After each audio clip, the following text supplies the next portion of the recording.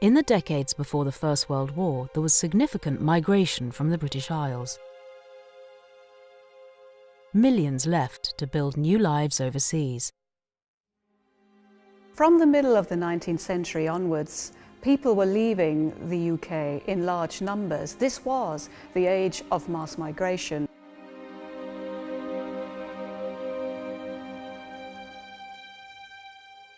Approximately 13 million people left these islands between 1850 and 1914. Up until about 1900, migration was mostly to America. And then after 1900, there's a shift towards the dominions within the British Empire, especially Canada. British migrants travelled all across the globe. However, many settled in the English-speaking British dominions, Canada, Australia and New Zealand.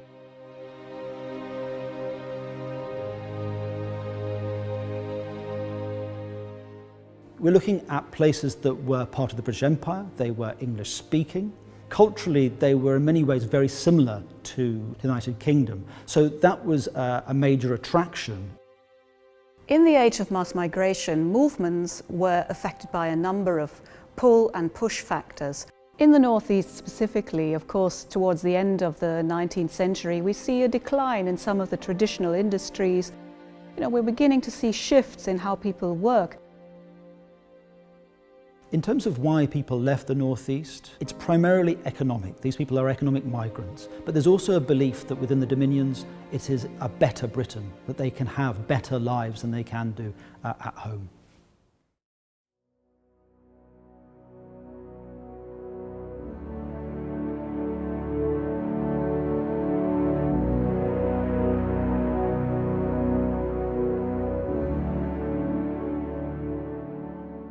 Journeys were becoming cheaper in the 20th century, and people were able to move around the globe a lot more easily. Many of these people would have taken the traditional migration route out through Liverpool on the ships which would travel out to Canada, Australia and New Zealand with specific intention to carry migrants out to the Dominions.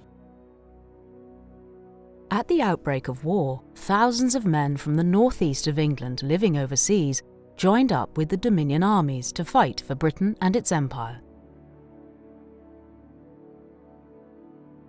The lives of 3 of these men are particularly fascinating. John Burdon McKean was born in Willington in County Durham in 1888. A cabinet maker by trade, McKean travelled to Alberta in northwest Canada in 1909, where his brother was already working as a rancher.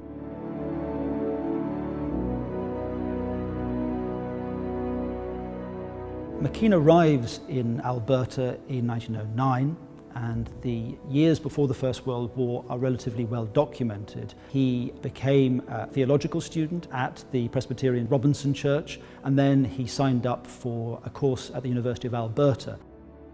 Before leaving the Northeast, McKean had been an apprentice cabinet maker. By 1914, he was training to be a teacher and training to be a Presbyterian minister, so his life had considerably improved.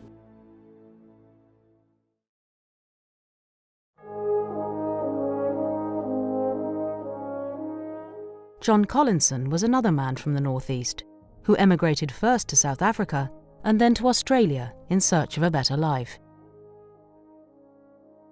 Well, perhaps one of the most remarkable stories is John Collinson, who was born in a mining community of Shire Moor, but moved with his family to Wallsend shortly at the age of about 5. Well, we know he attended basic schooling in Wallsend and went to work in the shipyards, where he trained as a boilermaker, essentially a metal worker in the shipyards. But by 1914, he's emigrated to South Africa, moving on to Australia by 1915.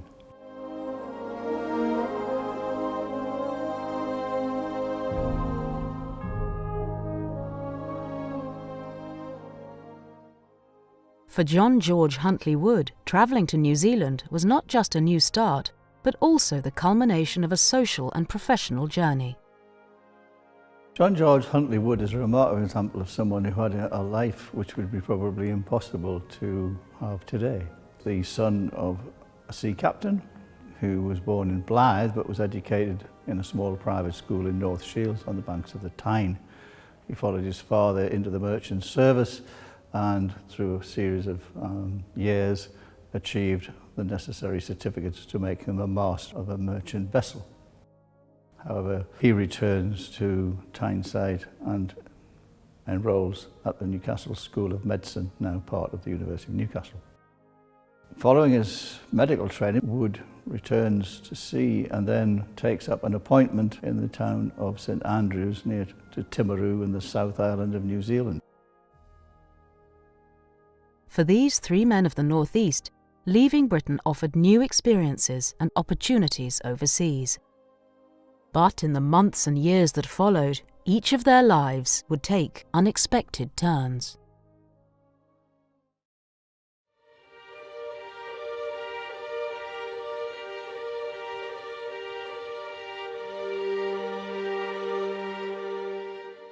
On August 4, 1914, Britain declared war on Germany. At the same time, Canada, Australia and New Zealand joined the war. As part of the Empire, the British Dominions were determined to make a contribution to the war effort. For the Dominions, the initial period, August-September, as in Britain, saw intense interest in the outbreak of war and saw young men rushing to the colours and seeking to join up. The outbreak of war tended to manifest, or re-manifest rather, the Britishness of many of these migrants. That's essentially, of course, where they came from. That was their home, and it was their home that was very threatened by this war. So many were reaffirming their Britishness at this time.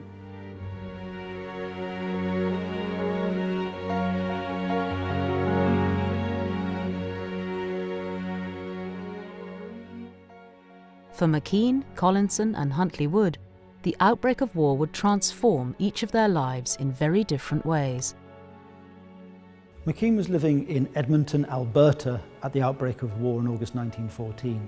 We know that he tried at least 3 times to join up with the Canadian Expeditionary Force, but kept on getting refused, largely because it seems he was so short. He was 5 feet 6 inches. He's eventually successful in January 1915. The first contingent of the Canadian Expeditionary Force that goes out to Europe at the beginning of the First World War, approximately 70% of the men were British born. In that sense, McKean's eagerness to join up in 1914 was typical of many of those like him who had been originally born in Britain.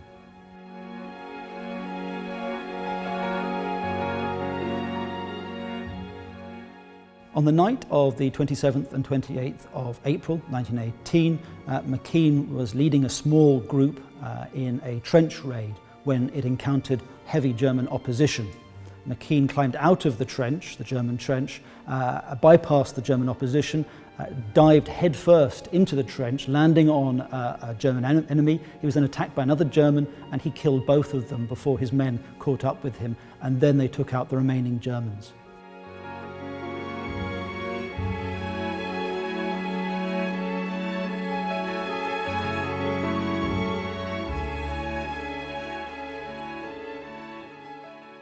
McKean arrived in France in the summer of 1916.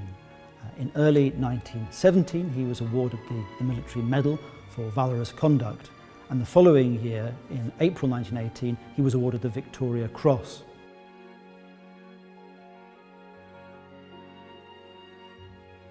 As a result of wounds sustained in battle, McKean returned to Britain in September 1918.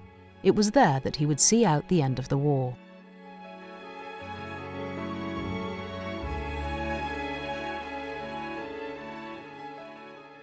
McKean died in a tragic industrial accident whilst operating a sawmill in 1926.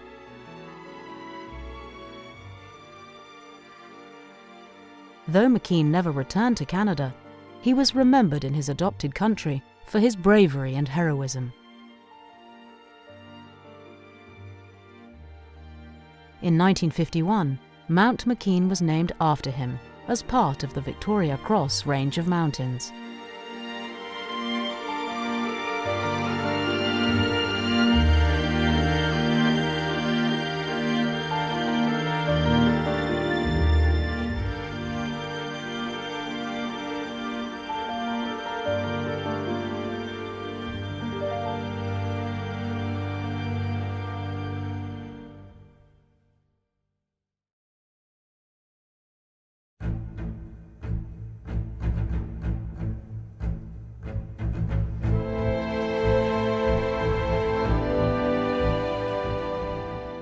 Whilst John Collinson did not have such a highly decorated military career as McKean, his war service nonetheless changed his life in ways that he could never have expected. We know that Collinson enlists in the Australian Imperial Force in 1915, and via the Dardanelles he ends up in France in 1916. He takes part in fighting on the Somme in October 1916, where he's badly wounded. Collinson is wounded in the forearms by shrapnel and is brought to Britain for hospital treatment, and he undergoes a long series of operations through to November of 1917. On one occasion, whilst under chloroform, he begins to sing. This is remarked upon by some of the theatre staff. What a nice voice, a lovely voice this man has, and subsequently, by some happen chance, he's introduced to Sir Henry Wood, the founder of the Proms Concerts, who arranges some training for him, voice training at the Royal Academy of Music. And subsequent to that, he embarks on a career in the entertainment world in London in the early 1920s, including working as an operatic tenor for the British Broadcasting Corporation, which subsequently becomes the BBC as we know it today.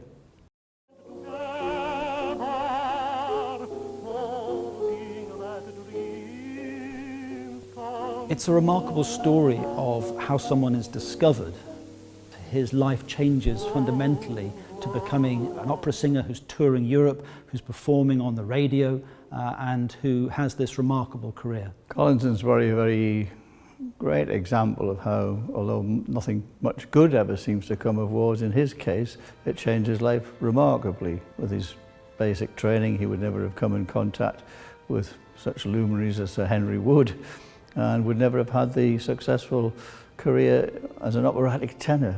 It's hard to imagine a change of life more dramatic than a shipbuilder to an operatic tenor, all brought about by the war.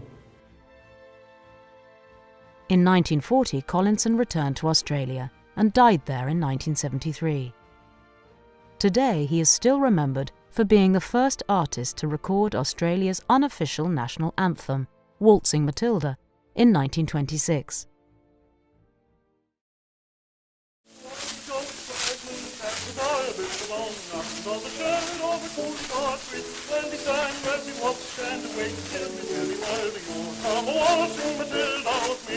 Waltzing Matilda, waltzing Matilda, you come waltzing Matilda with me. As he sang, as it was, stand awake till he's really boiled. You come waltzing Matilda with me.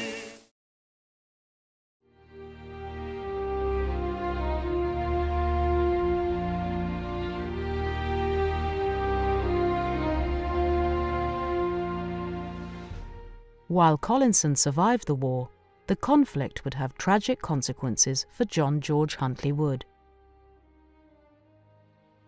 Wood settled in a relatively small community. He knew his patients. He was respected clearly. He enlists in the New Zealand Army Medical Services. He goes as a draft to Egypt, and he becomes the regimental medical officer of the Wellington Mounted Rifles.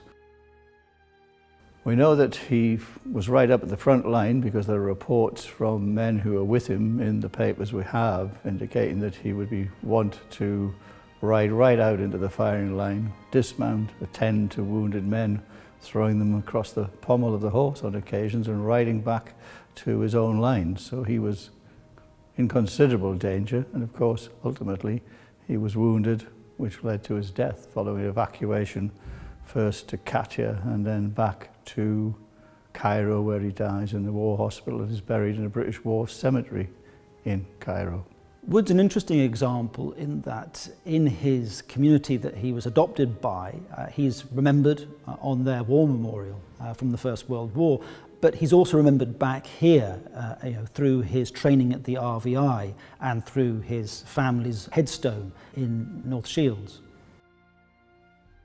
Wood had only settled in New Zealand shortly before the war, yet his loss was very deeply felt by the community he had been such a vital part of. Wood's wife and young children left New Zealand after his death and returned to Britain. War would continue to affect the family, as Wood's son was killed in action in 1943 while serving with the RAF.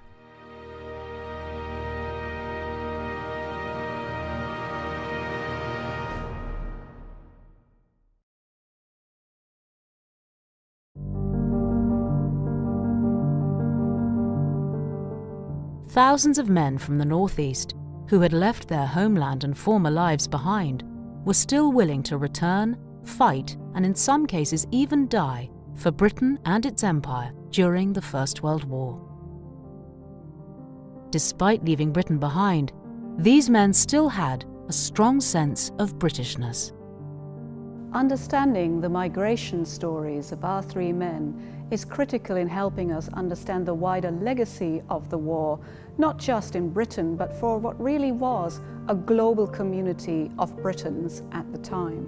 Well, it's quite clear that a remarkable number of people had left the region, and had it not been for the war, their stories would probably have been lost because they dissipated across vast territories and vast areas of the globe.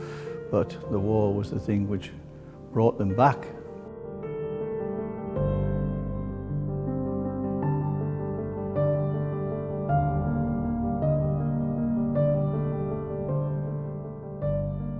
When we think about the First World War and those who served, often we think about it in terms of the British Army. What the Dominion Geordies help us to understand is that people from these islands and from the northeast served in the armies of countries that are thousands of miles away. But we can't understand the First World War if we don't understand these transnational elements.